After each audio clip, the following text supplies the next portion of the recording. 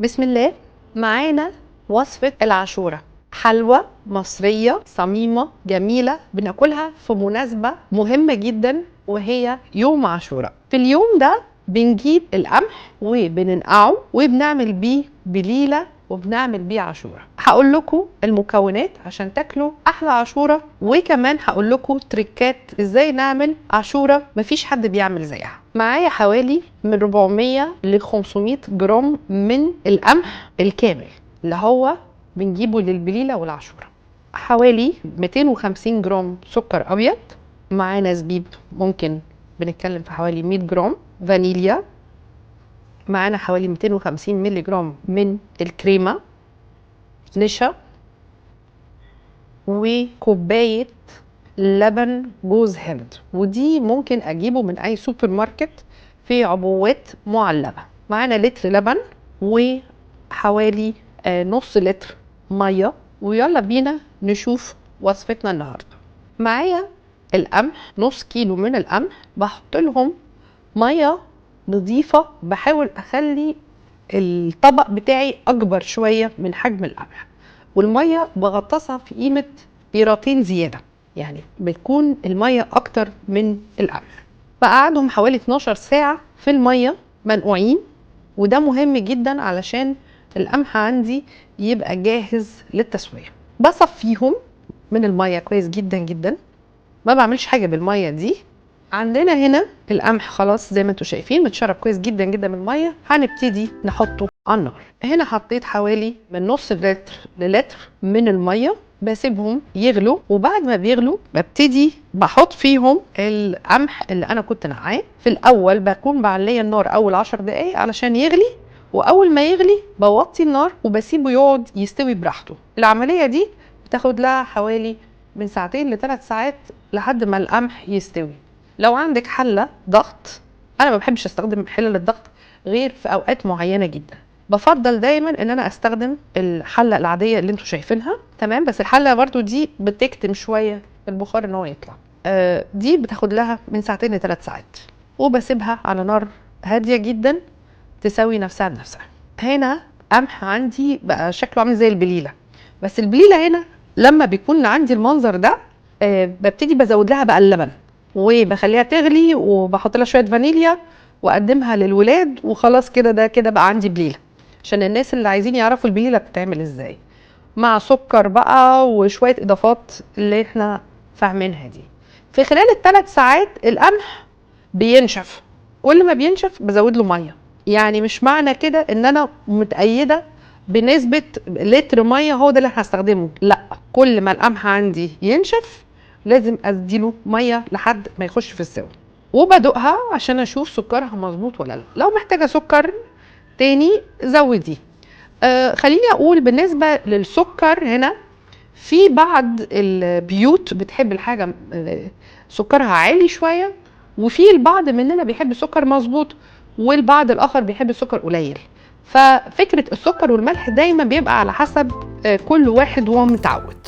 وبسيبها تغلي اللبن مع السكر علشان انا محتاجه القمح عندي يتشرب من اللبن والسكر كويس قوي. بغطي عليها وبسيبها تسخن تكمل سوا، بس خلي بالكم النار واطيه قوي عشان اللبن ممكن يفور. هنا بعد حوالي نص ساعه هبتدي هفرغ نص كميه البليله اللي احنا عملناها في طبق.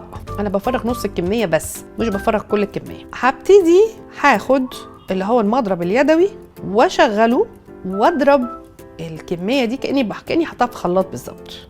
ليه بقى؟ كتر الحب بيخليني ممكن بعض الناس يشرقوا من كتر ان الحب ليه قشره.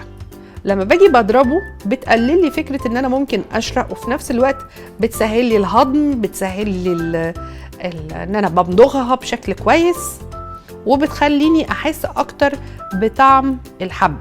هي كده جاهزه. برجع على الحله عندي اللي انا بعمل فيها العاشوره، وبعد ما اكون ضربت النص الاولاني برجع بحطه على الجزء اللي فيه الحب. زي ما انتم شايفين ادي كده الحب جاهز، بضيف النص اللي اتضرب. هيبقى عندي كده العاشوره، طبق العاشوره بتاعي فيه نص حب متكامل والنص التاني حب مضروب.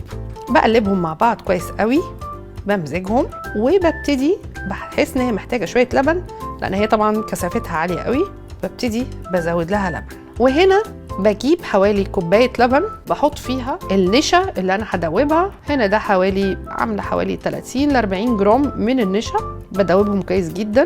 بعد ما دوبتهم هاخدها على حله العاشوره.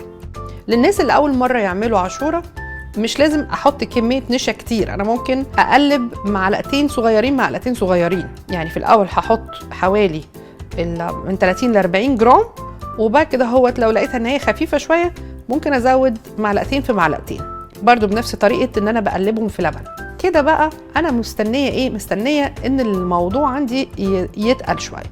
بزود بقيه كميه السكر اللي انا استخدمتها زي ما انتم شايفين، جميل جدا، لان العاشوره بتحتاج نسبه سكر اعلى من البليله. وبسيبها بتسخن معايا. اول لما بتبتدي تسخن شويه بجيب كوبايه لبن الجوز الهند، وممكن استخدم كمان كريمه جوز هند. ده بيدي النكهه الجميله المميزه عن اي عاشوره تانية انتوا بتاكلوها. حد هيقول لي طب انا ممكن استخدم جوز هند اللي هو المبشور؟ هقول يعني ممكن طبعا، بس مش هيدي النكهه المكثفه دي رقم واحد. رقم 2 هيزود الشرقه. ما ننساش يا جماعه ان القشره بتاعت البليله تقيله قوي، فبتساعد الناس ممكن تشرق، عشان كده مش ناس كتير بتحب تاكل العاشوره. احنا بنعمل طبق النهارده هيخلي الكبير والصغير ياكلوها بمنتهى السهوله. هنا عندي حوالي 100 جرام من الزبيب الابيض الجميل اللي انتوا شايفينه ده. ببتدي بحط الزبيب. من الحاجات اللي انا بنصح بيها الناس اللي عندهم عيدان الفانيليا الطازه، ياخدوا عود ويفتحوه ويرموا العود نفسه في المكونات دي. ده بقى بيفرق قوي في الطعم بشكل خرافي. تمام. اغلب الناس اللي عايشين في مصر ما بيبقاش عندهم عيدان الفانيليا، وفي بعض الاوقات بتبقى موجوده في بعض الماركتس يعني اللي بتعدوا على الصوابع، ممكن وممكن لا. بقلبها كويس جدا. ريحه الجوز الهند جايه قويه قوي.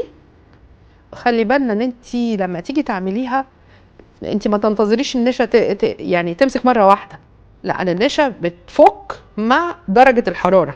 انت لما تقفلي النار عليها وترفعيها وتهدى شويه هتبتدي يحصل الكثافه بتاعتها تعلى. زي ما انتوا شايفين ده كده كثافه مطلوبه كويسه جدا، على اساس اول لما هتبرد هتبقى متماسكه. كده العاشوره عندنا جاهزه. بعد كل الاضافات بحطها في الكاسات. دي اظبط طريقه لعمل عاشوره ممتازه، هتبقى مميزه. جربوها وعلى مسؤوليتي. يلا بينا نقدمها ونشوف البرزنتيشن بتاعها ازاي. حطينا الفستق على الوش، واقدر احط لها اي حاجه موجوده، زي مثلا اجملها عندك اي نوع من انواع المكسرات حطي. لو عندي كريز، لو عندي اي حاجه توت، بقدر احط على الوش واقدمها. عملنا عاشوره كريمي جدا، لبن وكريمه وجوز هند جميله، عملت لي كثافه ممتازه بريحه رائعه، والف هنا من احلى وصفه من وصفه.